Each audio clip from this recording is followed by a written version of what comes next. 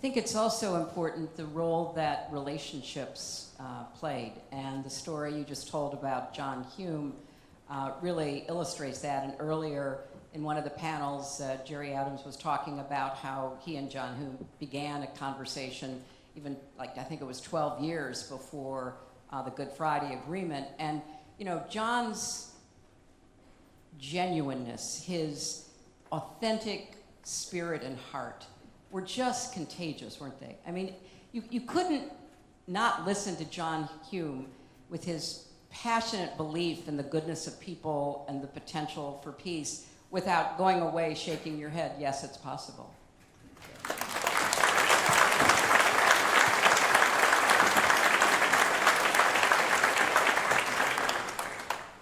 But I also think you referenced the relationship with Bertie Ahern, too. And, you know, as someone who had the benefit of observing all three of you, you really each had a unique political and personal capacity to connect with others. And Bertie particularly had a real skill with that. And so, Bertie, when you became Taoiseach, after having been in politics, obviously having observed what was happening in the North, how did you think about whether there was a path forward? Well, I suppose the Troubles had gone on so long, and all of us, Albert Reynolds before me, John Major, you know, it was just an issue you felt you had to try. And of course, you're meeting all the party leaders, and you know, I was meeting John, meeting Jerry, and meeting all of the political leaders.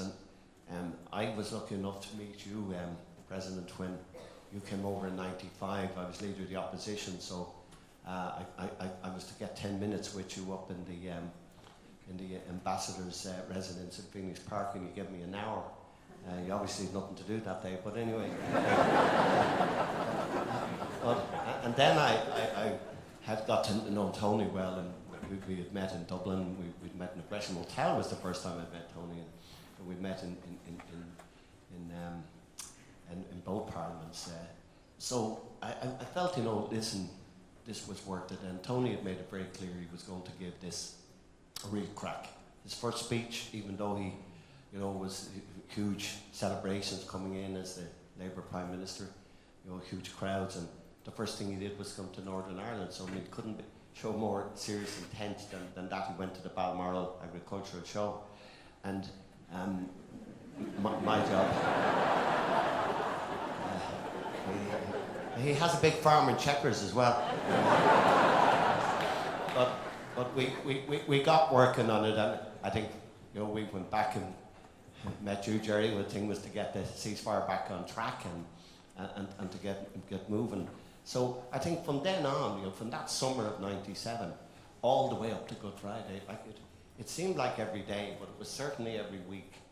I hold a record which will never be beaten of the Irish Prime Minister, Irish Taoiseach, that was in number 10 more than anywhere else. I can tell you that. I was there every week, and the food was always good, unlike Castlebuildings. So I think that's how it got going. So the relationship was good, and of course, President, whenever ever we needed you. Sometimes it said you stayed up all night in the last few days, but the reality was you were there all the time for us, and I think that's how the relationship